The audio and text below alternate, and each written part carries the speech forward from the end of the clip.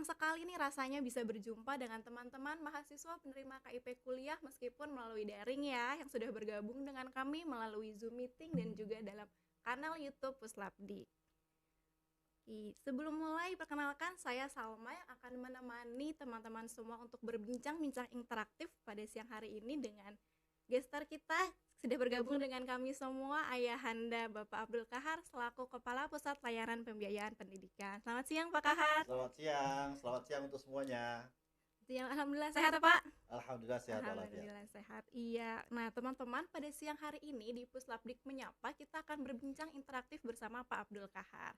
Nah, Bapak, teman-teman mahasiswa ini antusiasmenya tinggi sekali, Pak. Yang Ya. sudah mendaftar untuk acara hari ini ada 11.000 orang. Wow, luar biasa. Masya Allah. Kita apresiasi ya untuk Iya, semangat luar biasa, teman-teman. luar biasa. Iya, tapi mohon maaf untuk teman-teman mahasiswa semua karena kuota yang kami sediakan untuk bergabung di Zoom meeting terbatas Pak, hanya 100 orang. Iya, Jadi iya. teman-teman yang lain bisa bergabung ya di kanal YouTube-nya Puslapdik.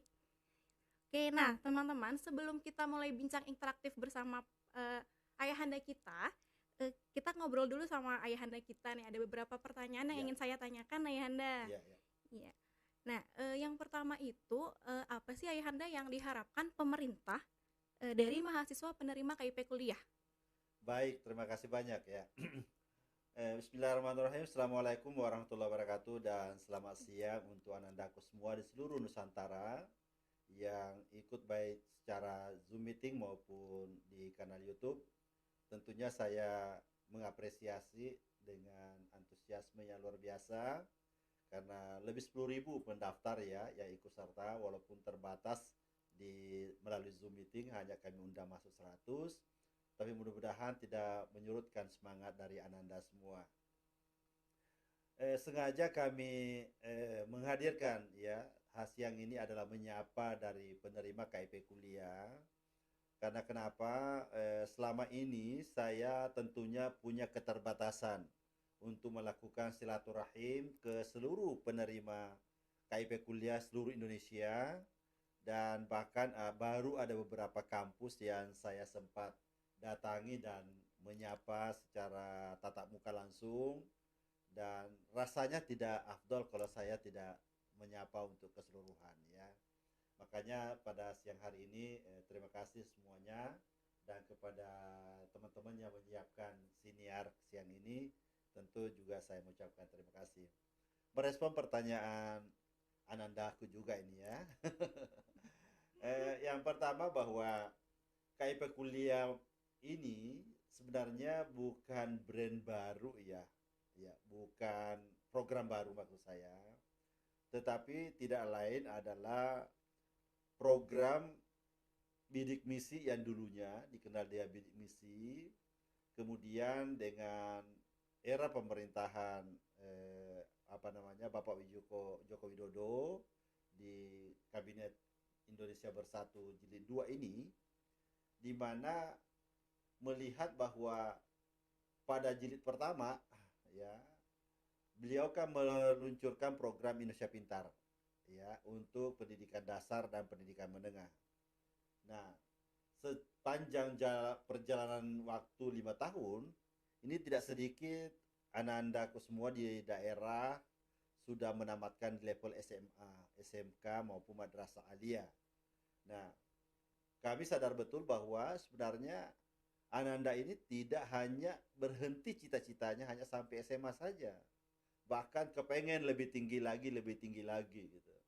Makanya di masa periode Pak Jokowi dengan periode kedua, kemudian diperkuat dengan beberapa inisiatif baru dari Mas Menteri, Mas Nadiem Makarim, maka lahirlah KIP kuliah ini. Karena kenapa? Kami tahu persis bahwa dengan berubahnya nomenklatur menjadi KIP kuliah, tentu ini adalah menjadi jaminan bagi putra-putri anak bangsa yang mungkin secara ekonomi kalau dia harus kuliah secara mandiri mungkin mengalami kesulitan, maka inilah rohnya kehadiran dari KIP kuliah. Nah, apa yang menjadi harapan dari pemerintah tidak lain adalah bahwa jangan sampai, mohon maaf ini dalam tanda petik, umpamanya orang tua kita kurang mampu, lantas masa kita mau mewarisi ketidakmampuan orang tua harusnya kita punya cita-cita lebih. Kalau umpamanya orang tua kita begini, kita harus di atasnya lagi. Kita harus lebih berprestasi lagi. Kita harus tunjukkan bahwa kita mampu. Nah, inilah harapannya pemerintah bahwa saya kaitan dengan itu juga, ini saya langsung menulis buku beasiswa pemutus mata rantai kemiskinan.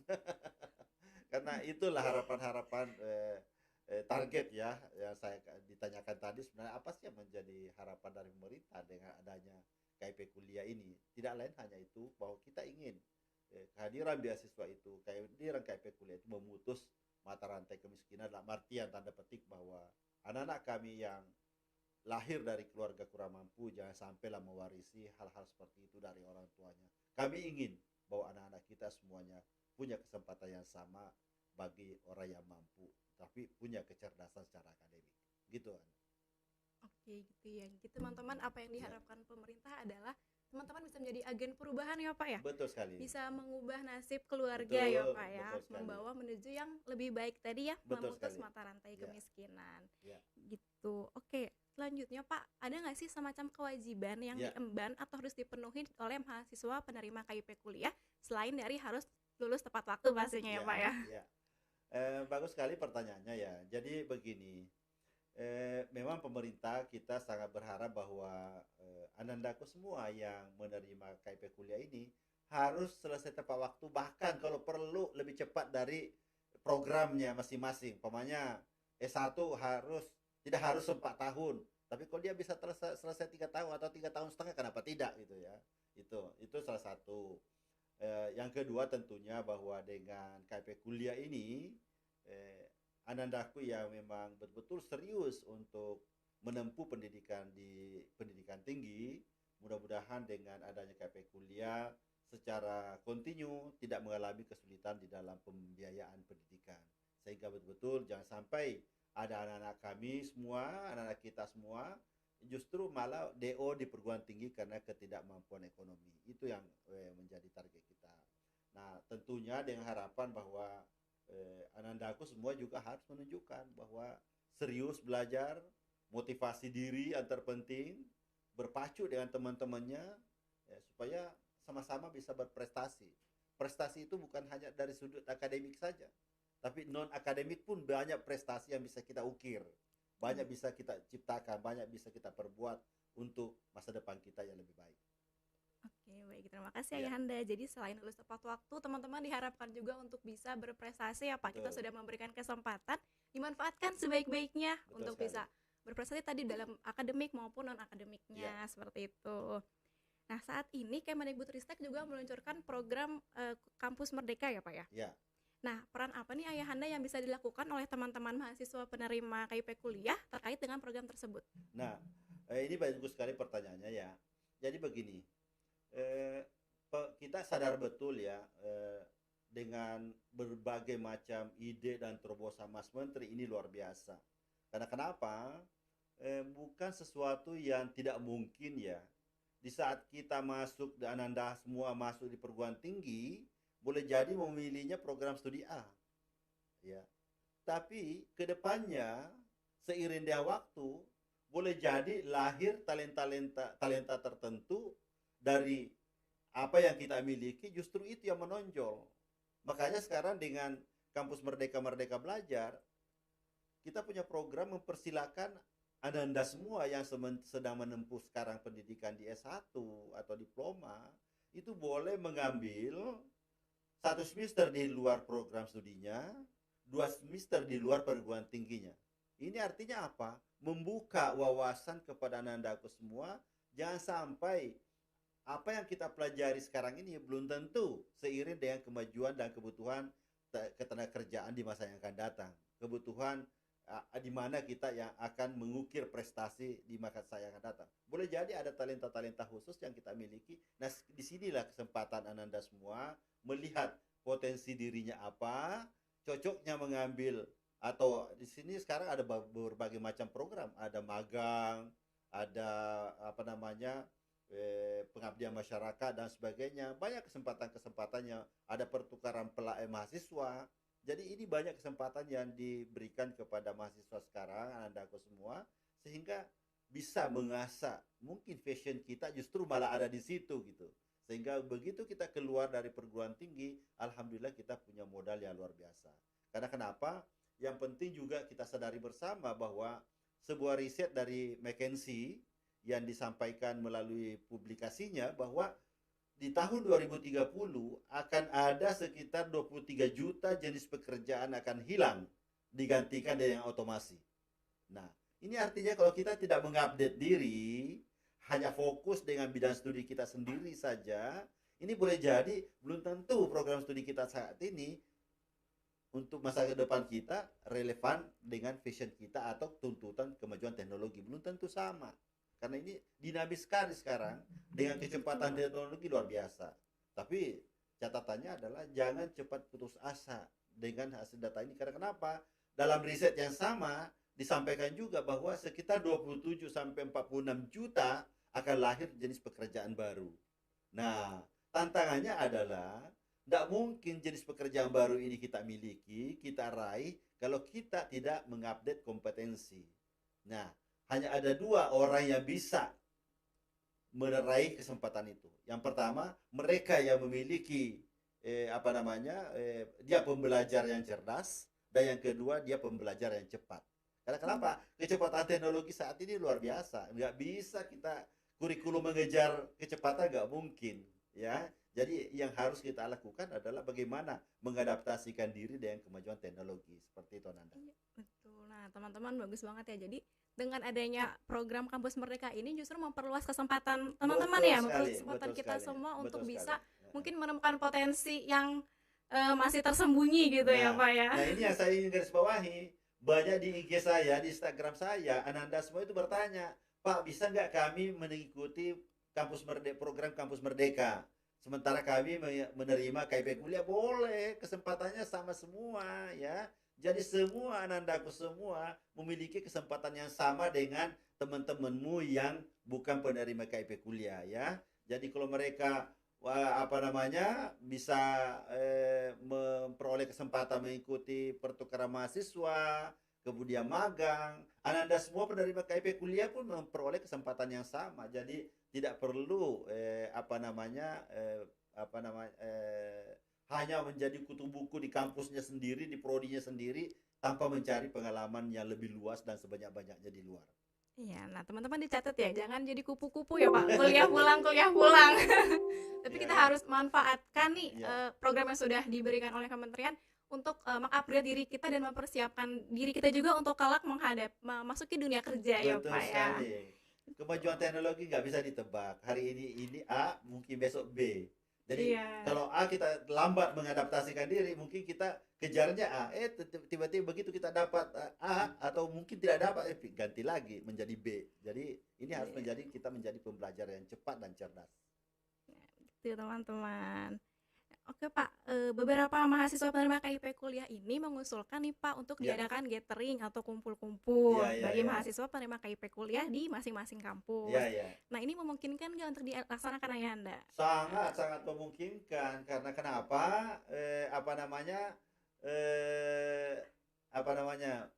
Di setiap kampus kan bisa saja dibentuk semacam lurah ya, satu komunitas, sehingga umpamanya di saat mana waktunya lantas dikomunikasikan, umpamanya kepengen mengundang teman-teman dari pusat layanan pembiayaan pendidikan ngobrol bareng atau kopi bareng, sangat memungkinkan untuk dilakukan seperti itu ya.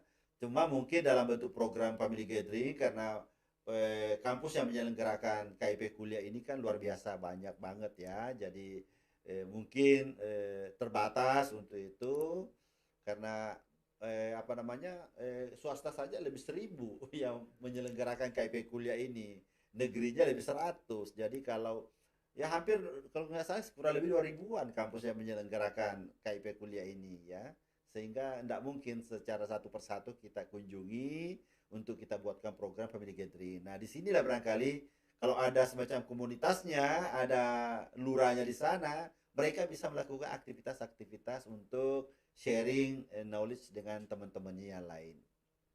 Ya, oke, memang di beberapa kampus juga sudah ada ini apa forum ya, Iya. Forma Diksi atau forum mahasiswa Oh iya, penerima iya. bidik misi Iya. gitu. Nah, menurut Ayahanda sendiri seberapa jauh sih manfaatnya dengan adanya forum tersebut, dan apakah mahasiswa penerima KIP kuliah perlu membuat forum baru gitu? Forum. Oh, jadi sebenarnya perkumpulan-perkumpulan itu kalau kita gunakan secara positif itu bagus sekali. Karena kenapa? Kita bisa saling memotivasi, sharing informasi dan sebagainya. Itu sangat bagus. Apalagi ya sama apa bedanya dengan umpamanya kelompok studi dan sebagainya ya. Tapi kita manfaatkan yang kepada hal-hal yang positif. Nah, itu intinya. Jadi umpamanya sekarang ada berbagai macam ya, teman-teman, ada contohnya permada diksi ya. Tapi itu kan apa namanya menghimpun teman-teman yang sedang masih kuliah maupun yang sudah lulus ya. Nah, hal-hal seperti itu bisa-bisa saja ya, apapun namanya bentuknya silakan aja, kami tidak membatasi bahwa hanya satu organisasi atau bagaimana, sepanjang itu nilai positif dan bisa membangun kebersamaan, masuk bersama menerima KIP kuliah, keluar pun bareng-bareng dengan sukses membawa predikat cum laude umpamanya. Itu kan Amin. luar biasa kalau bisa seperti itu ya.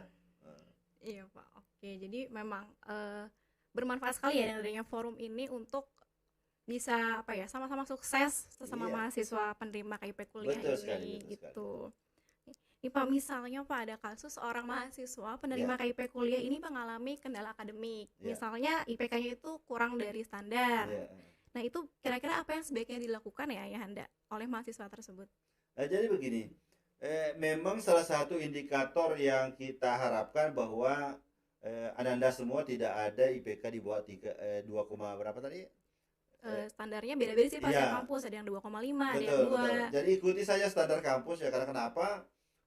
Memang kami berikan keluasan ya kepada masing-masing perguruan tinggi. Bahkan di tahun 2022 ini ada 2 kriteria kami berikan kepada perguruan tinggi untuk melakukan evaluasi. Nah, artinya anandaku semua harus betul-betul sungguh-sungguh, jangan sampai dievaluasi lantas dianggap tidak memenuhi syarat lagi untuk menerima KIP kuliah. Ini memungkinkan saja, umpamanya pihak kampus mengatakan tahun 2023 atau 2022 ini si A, si B tidak layak lagi menerima. Contoh, terlalu jauh dari standar tadi minimum ya. Karena setiap perguruan tinggi kan ada standar minimum. Minimum IPK yang dia pasang umpamanya. Taruhlah umpamanya 275 atau 250 umpamanya. Kalau terlalu jauh di bawahnya itu, mungkin pandangan kampus, oh ini mungkin tidak bisa lulus tepat waktu. Bahkan bisa jadi ini molor beasiswanya, KIP kuliah dan sebagainya. Jadi boleh-boleh saja perguruan tinggi melakukan evaluasi hal seperti itu. Dan yang kedua, yang bisa dilakukan oleh perguruan tinggi untuk melakukan evaluasi adalah manakala status ekonominya mahasiswa berubah. Contoh, kemarin waktu menerima karena pandemi yang luar biasa ya, mendera seluruh sektor perekonomian, akhirnya orang tua pemain di PHK atau orang tua apa namanya bangkrut atau apalah, sehingga ekonomi keluarga ini menjadi murat-marit sehingga sulit untuk kuliah. Nah, mungkin waktu itu menerima KIP kuliah. Tapi sekarang pamannya dengan semakin membaiknya perekonomian dan semakin berkurangnya COVID, boleh jadi tiba-tiba bangkit kembali usaha orang tuanya ya. Nah, kalau dia seperti itu lantas menyatakan bahwa saya mampu kembali membiayai anak saya, nggak perlu lagi KIP kuliah, boleh digantikan boleh berhenti menerima KIP kuliah karena faktor ekonomi. Beri kesempatan yang memang betul-betul yang membutuhkan. Karena kenapa? KIP kuliah ini kita peruntukkan kepada saudara-saudara kita, anak-anakku semua yang mungkin secara ekonomi orang tuanya kurang mampu gitu. Ya seperti itu, Mbak ya. Iya Yanda. Nah, kalau misalnya terkait yang tadi mahasiswa IPK-nya itu kurang dari standar, kalau menurut Ayahanda sendiri kira-kira perlu nggak ya adanya pembinaan mungkin dari perguruan tinggi atau dari Puslapis Ya, sendiri gitu? seharusnya perguruan tinggi ya, perguruan tinggi. Karena yang terdekat memonitor, apalagi di sana kan ada penasehat akademik. Hmm. Nah, barangkali mungkin ini PR kami ya, mengkomunikasikan kepada kampus masing-masing supaya penerima KIP kuliah ini betul-betul didampingi oleh penasehat akademik, sehingga kalau ada sedikit umpamanya ada mengkhawatirkan bahwa IPK-nya anjlok atau apa ya, mungkin dilakukan pembinaan dan sebagainya. Jangan juga serta merta umpamanya kampus begitu semester ini turun langsung diputus gitu ya. Lakukanlah pembinaan-pembinaan, karena kenapa? Beasiswa ini bukan beasiswa prestasi pada dasarnya. tapi lebih kepada bagaimana anak-anak kita seluruh Indonesia yang secara ekonomi orang tua mungkin tidak mampu, sehingga anak-anaknya tidak boleh terkendala dengan pendidikan, tidak boleh putus karena faktor ekonomi orang tua, seperti itu. Iya, oke. Berarti butuh ya Pak ya pembinaan khususnya Betul, dari pihak perguruan tinggi. betul sekali, betul sekali. Oke. Oke, baik, terima kasih Ayahanda atas bincang-bincangnya. Ya, Ya, semoga bisa memberikan insight nih untuk teman-teman mahasiswa penerima KIP kuliah semua. Oke, sebelum kita masuk ke sesi utama nih ya, Ayahanda, kita bincang-bincang interaktif, kita akan jeda dulu boleh. sebentar Silakan. ya. Oke. Oke.